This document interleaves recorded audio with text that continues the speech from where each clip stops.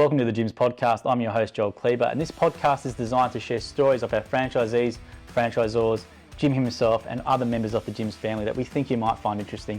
If you are researching our brand, we've got a previous back catalogue. There's so many great episodes that you can find online. And if you do like what you hear, please make sure you leave us a thumbs up on YouTube if you're watching, or online as well. We really do appreciate the support. Without further ado, here's today's episode. So we're joined by Luke Holden today on the Gyms Podcast, and you're one of our core silver membership winners, which I'll point to it there. So we'll present that to you at the end and get that off to you, which is basically 2 free nights at any of your core hotel around the world for 2 people, up to 50% off your dining bill, and a bunch of discounts as well. So that's a reward for being a star franchisee and for giving us your time and sharing your story. So thank you very much, Luke. No worries, mate. Thanks for having me. Cool. Now let's start off with Luke. You haven't been going for a year, but you've already got a fantastic star rating, an average of 5 stars with 68 ratings in Test and Tag. Yep. So that's a really, really good start and an amazing first year. So how's the journey for you been so far? Yeah, mate, the journey's been it's been really good. Just the people I've got to meet as well along the way, all the new clients that I've picked up. Yeah, can't fault it. Everything's just been really well. So yeah, I've really enjoyed it. And what were you doing prior to Gyms Test and Tag? So before that, I was a fire sprinkler fitter by trade. I did that for 10 years, and I just decided really that I needed a bit of a change. There's a bit of a story to it, but I'm glad I made a change and really enjoyed it. To me, I thought I had the perfect job. You know, I was had the supervisor role, had the company car, was the leading person on site for the company I was working for. Yeah, it was just a shame. I got a bit of a blind side. I got let go when I come back to work after having me second child, and that's when I first sort of started looking into Test and Tag and fire safety, because being in the fire game for 10 years, I'd seen the fire safety from gyms around before. And so I thought of sort of like and ahed about it and thought I'd inquire about it. And then that's when I first spoke to Brett Godfrey, my franchisor. We were sort of going backwards and forwards and talking a bit about it. And then nothing really sort of ventured from there. I sort of thought, I'm probably better off staying safe where I am. I've got a trade. I'll find another job and just go from there. So I got another job down in Sydney, and I'm from the Central Coast, so travelling and commuting backwards and forwards up the freeway every single day, just in the end I was sort of, I can't do this. I'm leaving at 4:30 every morning. I'm not getting home till 4:30 every afternoon. The days were just dragging out. By the times I get home, I'm tired. I've got 2 young boys that I wanted to see all the time. So yeah, I just thought, no, I've got to make the change. So that was a sort of a period of about for probably 4 months. And then I thought, no, I still got Brett's number. So got in contact with him again and went out on a day run with him. He showed me the road, showed me a little bit what he does. And yeah, and here we are now. This is the problem with really good employees like yourself, because you're so committed to your business and you're so resilient that you're willing to do that effort of doing that, which 99% of people don't. And they probably just go, stuff it, I'm going to do the gym thing, whereas you're so committed to employment to go to that effort. It's a credit to you, but it's also just a testament to how resilient and obviously the character of yourself and dedicating yourself to that. I'm sure there's a lot of people who might watch this and think the same thing about how much effort they go to the business, and to have a business just all of a sudden let you go out of the blue with the blindside you. Like you think you're safe in that role, and then you realise, geez, I'm pretty exposed. Yeah, 100%. And that's sort of the problem these days. When you are working for a bigger company, you're never safe. It's always, it could always be around the corner tomorrow, the next day, a week later. You just don't know if it's going to come. We're working for yourself now. Everything's on you. You've got no one to hold your hand. You've got no one that can say, look, it's the time's up. It's your time to go. Everything's about you now. So that's why I'm really enjoying it. Just that freedom of working for yourself and being your own boss. And yeah, it's great. Yeah, I love it. So. Now, after being in business for just under a year now, was it as scary as what you probably made it out to be before doing it? Yeah, you know, look, when I first started in November, November, December was fantastic. It was great. I thought straight away, this is the best decision ever. And then January period come around, everything was closed. I was getting a little bit worried. The leads weren't coming in as what I thought they were. And then bang, everything opened up again. And from probably about the 3rd week of January up until now, it's non-stop.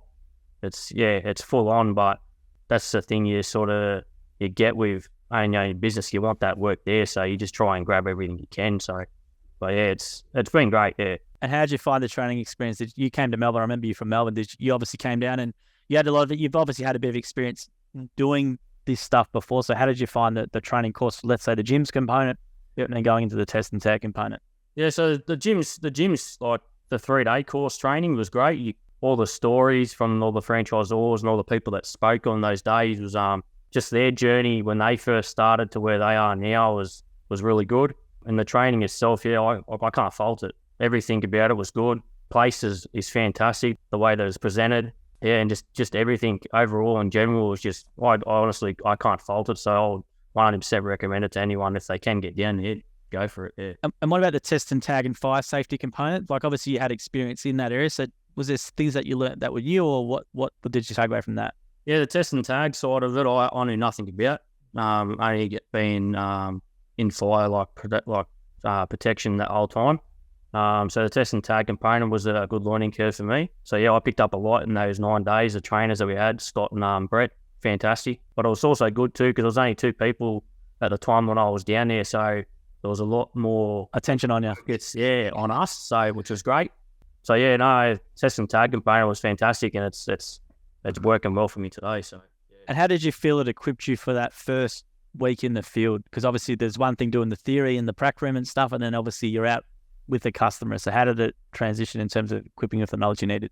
It was great that my first client was actually my first grade soccer coach when I was growing up, which made that a little bit easier. I sort of, I knew who he was, he knew me. When I got down there, it was like we never stopped speaking from soccer days. And I even told him, I said, mate, you're my first client.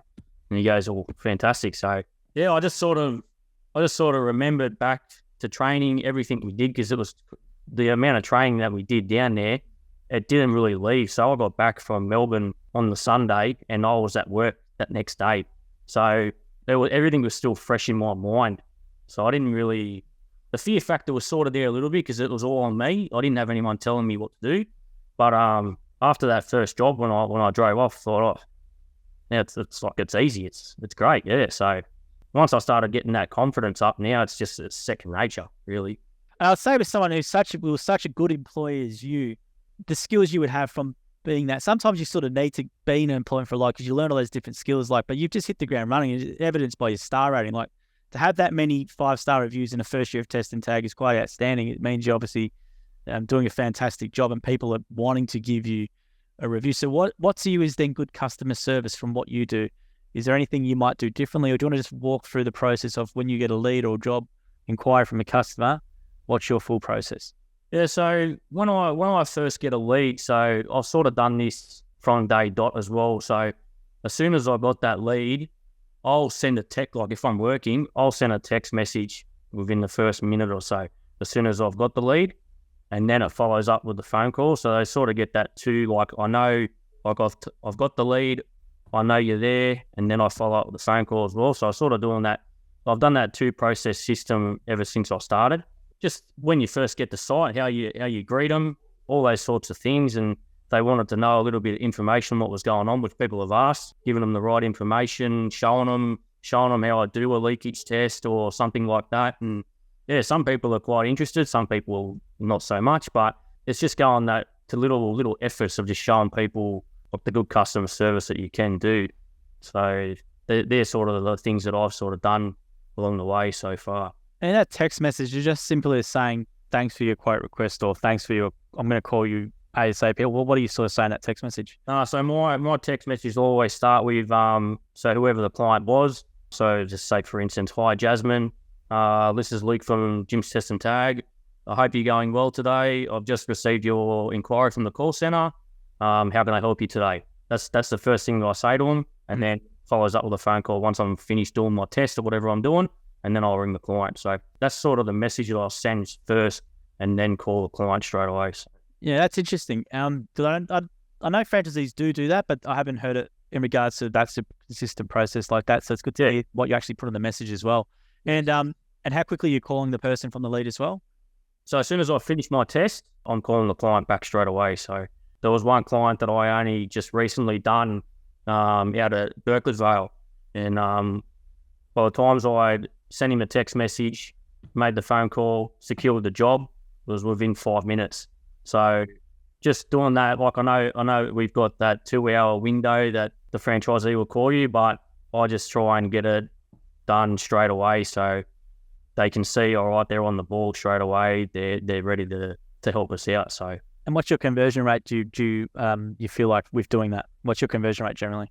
Conversion rate's pretty good. I'd say, depending on sort of what they're asking, whether they like want quotes first or if they just need the job done straight away. So look, I'd probably happy to sit there between 60, 70%. I reckon it's a good conversion rate doing that. There's obviously, look, some people might say ring the client first, but just as long as they know that I'm there, I've got your information, I'm going to call, I think it works both ways. Let's talk about the jobs you do in your business. I've seen some photos when is it you and your wife been out in the field? Yep. So do you want to talk about some of the jobs that you and your wife maybe go out and do, just to sort of just illuminate people about everything that you do? Because it's not just obviously, people might just think it's going onto a work site and that's it. So just run through maybe some examples of customers and size jobs you've done. Yeah. So I've got a range of clients so far. So that job today that I put up was at a school that I'm doing at the moment, and we're doing all the RCD safety switch testing today. And being such a big area, you sort of need 2 people to do it because you're never in close proximity of the safety board. That sort of component that's why I had her there for the first time today. But I range from different clients: schools, daycare centres, a lot of cafes. I do have a lot of tradesmen as well that I look after, production factories, things like that. So it ranges from all different businesses. So a lot of office work as well. So I've seen a range of your photos. They're good. We need more franchisees to post the photos you do. That they're fantastic because people can instantly see it's a real on-site and great brand awareness for what you're doing. I was going to ask you though, I saw some funny stuff regarding tag dates. Yep. So what's the recommended time that businesses should be getting this done? Because it was quite funny. I think it was one like 2004 and from a long time. So what's the recommended time that people should know about testing and tagging?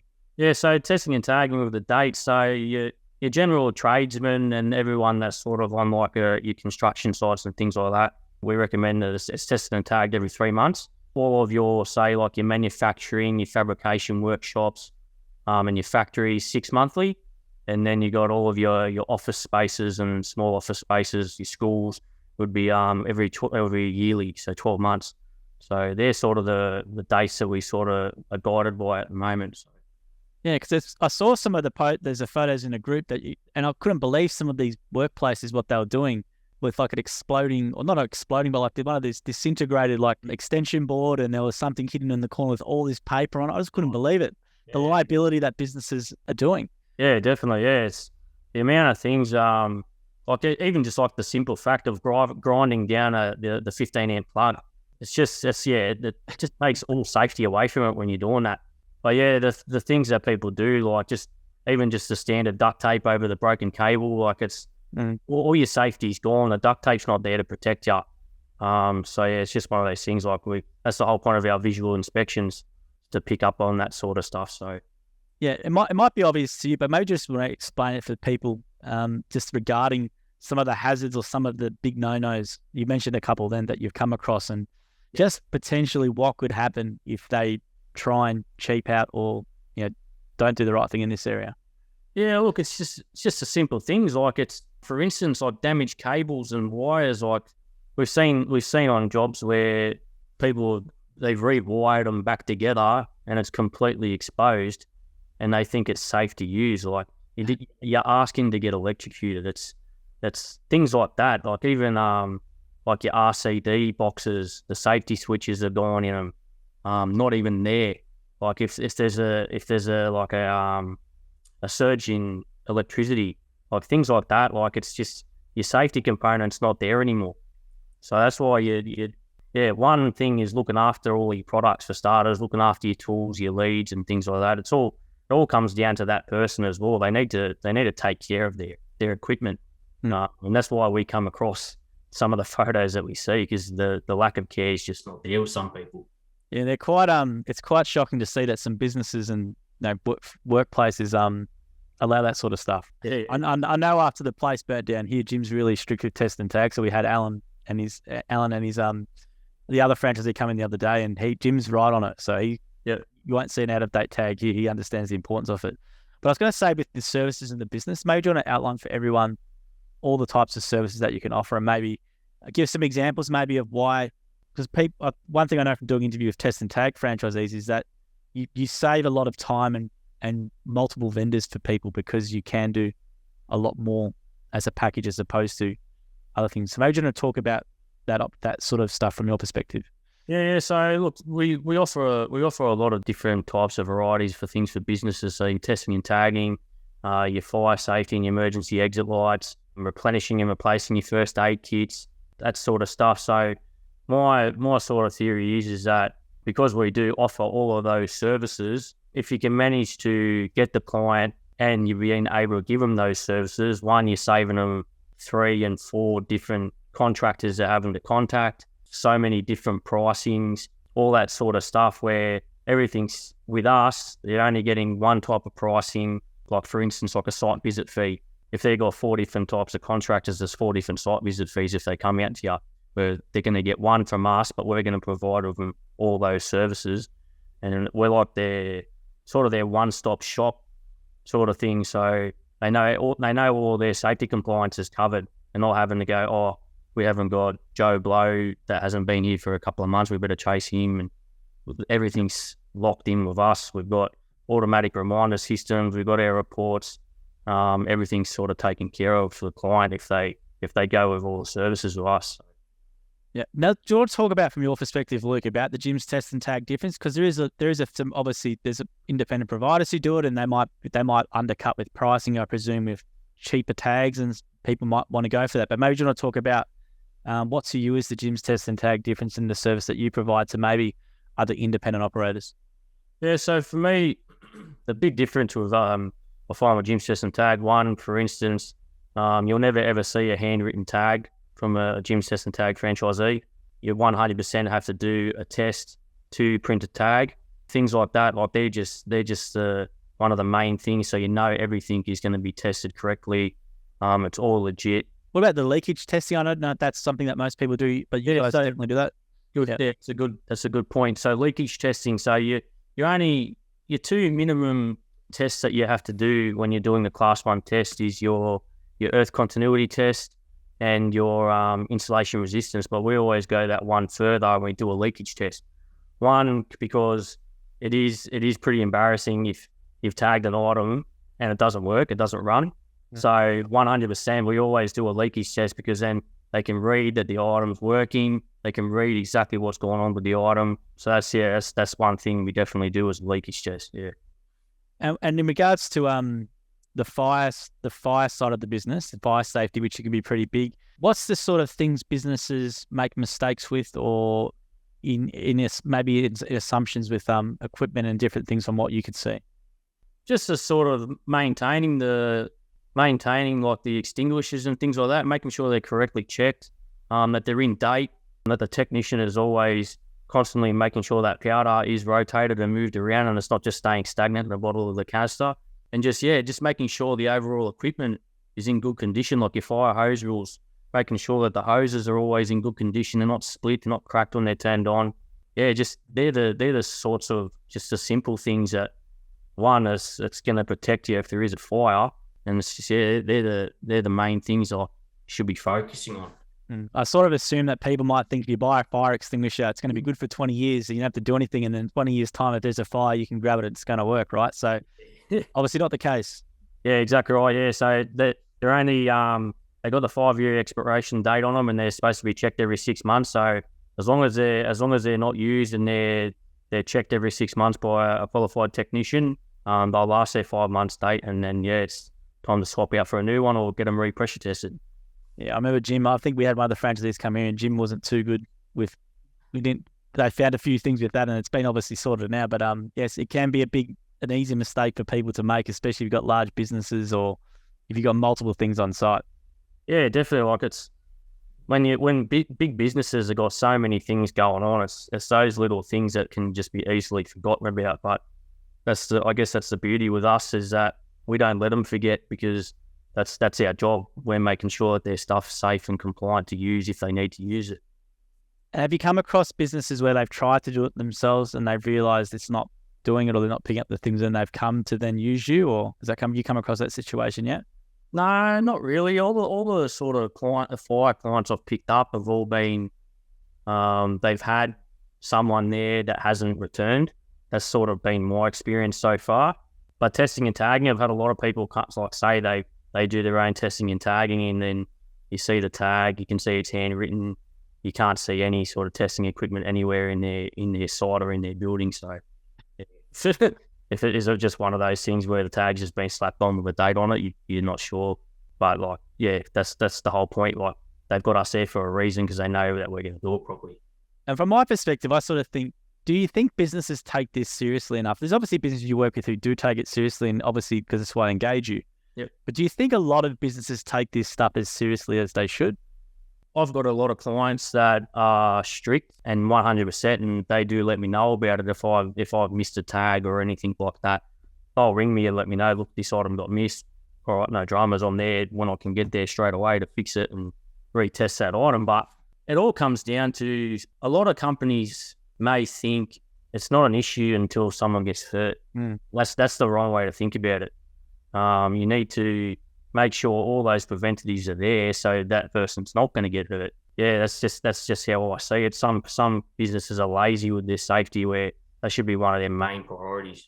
Yeah, that's a good point. I do think, like, if you have a claim or something, or an insurance claim, and the thing that's caused the incident or whatever hasn't been tested and tagged for like 10 years or 5 years or something, it'd just be a massive liability for you.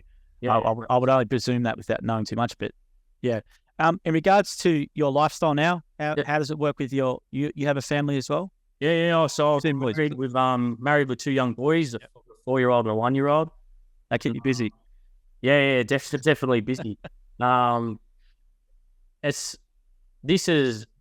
this has been sort of the best thing for my family, especially me, my son Mason.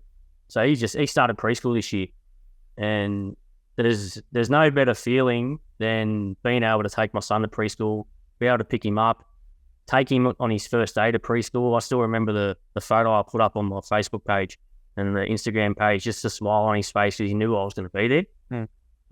So things like that, like, you couldn't never guarantee that you were going to see that working with an employer.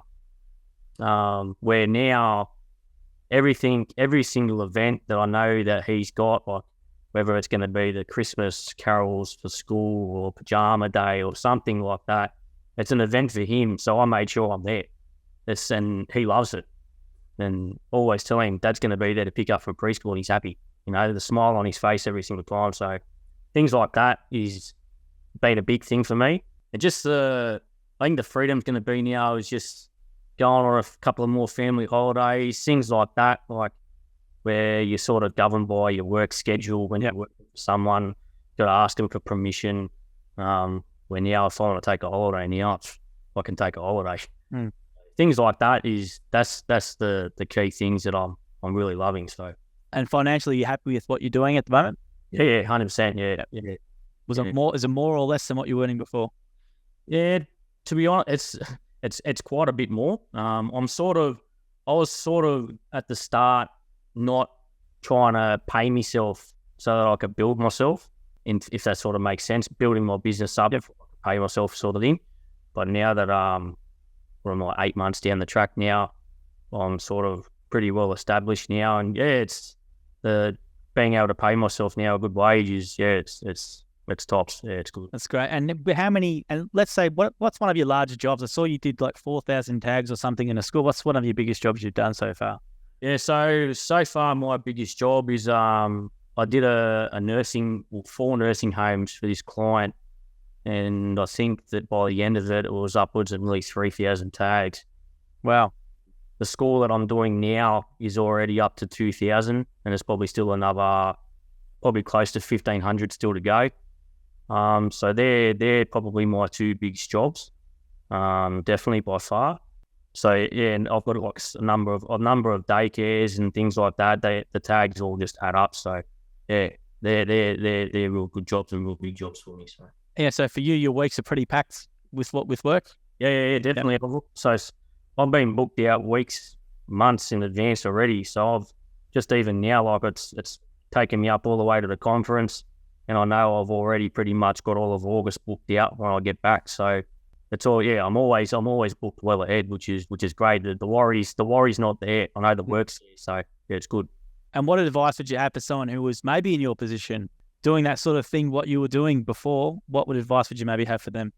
Advice I'd probably have from, like, obviously thinking about going out by yourself it's definitely scary. One, you're not guaranteed your income's going to be there every single week at 5 o'clock on a Thursday. That stops because you're guaranteed you have to make the money to pay yourself. Things like that, thinking about that sort of thing. If you're not scared to sort of make that jump, and you've got the drive to sort of go out, and so say if you were doing the business, go out and advertise yourself, go out and knock on doors to speak to potential clients, go out and hand out 500 business cards, things like that. Like, you've got to, if you really want to do it, you'll get that drive inside you, and you'll 100% have a crack. So in the early days, look, that's a good point you mentioned about all that stuff, because I know with Test and Tag, because people are watching this thinking about, you don't get the volume of leads that, say, as a mowing guy would get, because it's regular customers and stuff. So you guys really do have to do the local area marketing stuff, which you just mentioned before. So just going back to your early days, what local area marketing activity, you mentioned a bit of it, did you do, which you found really helped build your business as well? Yeah, so I did a lot of emailing. I got a hold of, so just basically even just like your business, like directory, and I emailed a lot of businesses as well. I went into a lot of businesses and just showed face, just to hand out a business card to let them know there's a franchise in the area now. A lot of phone calls. There was a lot of phone calls as well. And just, yeah, those are your three main things that I did. But when I first started, the leads were ridiculous. Like, they just absolutely poured in. So I started at a real big purple patch. And that's good. Yeah, so my sort of startup was perfect. But the lead system, like with Test and Tag, it's business driven. It's not residential driven. So you do have to do quite a bit of advertising yourself and just show them face to people so they know you're there, get them in your mind thinking. Yeah, so when you went in and introduced yourself, like maybe some tips for people about doing that, because it's not an easy skill for some people. So how did you, like, if you're a more reserved or shy person, it can be quite difficult. So what sort of stuff, like, was it just, what did you open with, or what were you asking, or how'd you go about it? It's funny you say that, because at the training, this is one of the main things that I sort of was quite bad at, trying to speak to people in different situations that got businesses and what they do and that sort of stuff. So I sort of focused on what I wanted to target. So like your fabrication, your warehousing and things like that. And basically just tried to look for whoever was the line manager or the owner or whoever was the head person to speak to.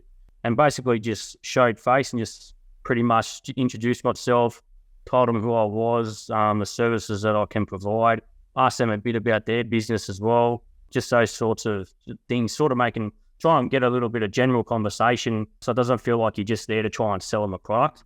You want to try and interact with them a little bit, sort of build that relationship first, and then sort of just say, look, okay, now this is what I'm doing, this is my services, here's my business card, if you need anything, the number's on there, all that sort of stuff. So that's sort of the way that I sort of went down it. But at first I was nervous as anything, walking into just a random business, because that's what I sort of felt like.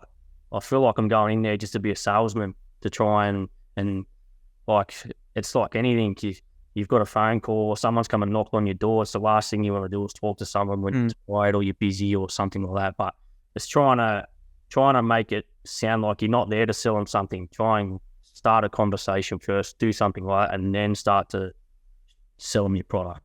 Yeah, so sort of going curious and ask, well, what do you do here? Or what does that machine do over there, or something like that? And yeah, I can sort of launch into it. Yeah, it's just, as you said, it's a skill, because I'm glad you said it, because with Test and Tag, it's a good division in regards to the people who Test and Tag's got our lowest attrition, which means people who go to Test and Tag stay the longest. Yep. And it tends to be a really motivated person who can do this sort of stuff, because you can't sit on your hands and rely on the leads, because you need to, it's B2B leads. So B2B, you've obviously, it's a lot they're not as frequent as the residential leads. So I'm glad you said that. And as you said, it just got easier for you the more you do it. And did you have any quick wins with doing that method as well? Like, did you have someone in the first week or two you got a job out of it generated, or how did that go? I think of if I did. I don't think I did at the start.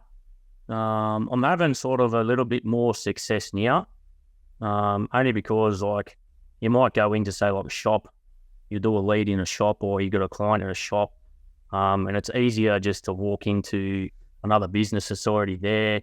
Yep. You might be going in there to buy a shirt, start talking about the clothes. You know, they're testing and tagging to their registers and their counters and things like that. And then you'll just mention to them when they're racking up the till, when they're getting your shirt ready or whatever it is. Do you have a test and tag provider or a service person? And if they don't, we'll say, here's my business card. If you need anything, please give me a call. Just simple things like that. Just doesn't have to be a real long conversation, even if it's just a quick one. Walk in, say who you are, where you're based.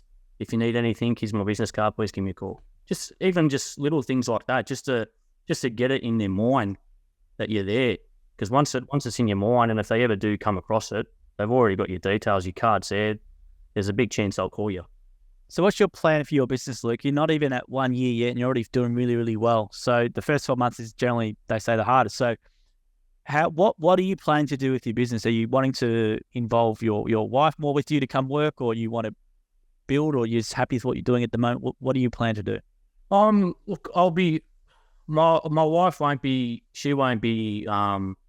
like, she'll be part of it, but she won't be working with me as such, because she's basically focused on raising our boys at the moment. She's just started her own sort of little creative business as well. I want to be able to get to that point where I can be really, really busy Monday to Thursday, and I know I'm going to take Friday off, just because I can. I don't want to work Fridays, so I want to get to that point where I know I've got the clients, I've got all the work, and then I can book it in for 4 days. I've got 3 days with my family.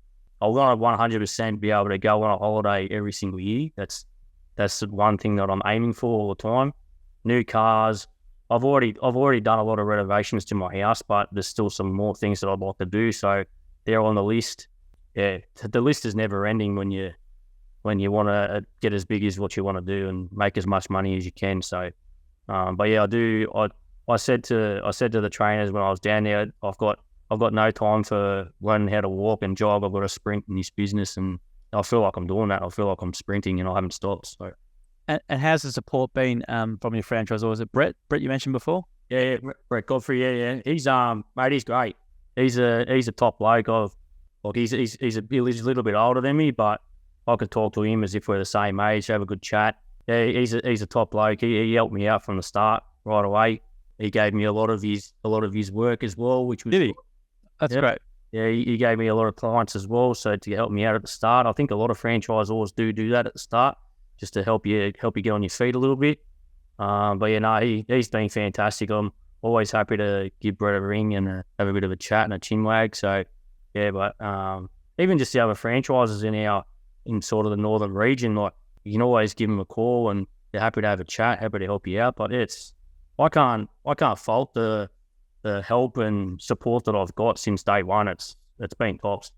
It's great to hear. Yeah, I remember you from training, mate. So it's very good to hear and see you doing really, really well. You seem very happy as well. You seem very relaxed in the face and very happy. So it's great that's worked out for you, mate. You don't have to do a bloody 4:30 a.m. to 4:30.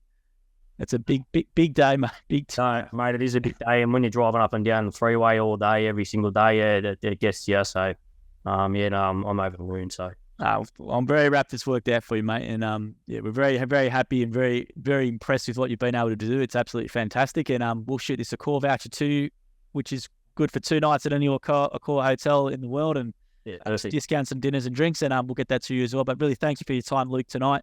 No worries. We are genuinely really happy to hear you doing well, mate. It's fantastic to see someone you can see from training who's started it, and you don't know what's going to happen, to be in a position where you are within under a year. Yeah, it's fantastic, and it's a really big credit to yourself and what you bring to the table. So well done, mate. Perfect, Joel. Thank you, mate. Cheers. Thanks, Luke. See you, mate. See you, buddy. Thank you. Bye. Yeah. Thank you for listening to the episode of the Gyms podcast. If you want to learn more about the Gyms Group, head to gyms.net or call us on 131 546 Australia or 0800 454 654 New Zealand. And if you did like the episode as well, please make sure you leave a review or a comment or a thumbs up or a comment on the video as well. We appreciate your support. And until next episode, we hope you have a great week.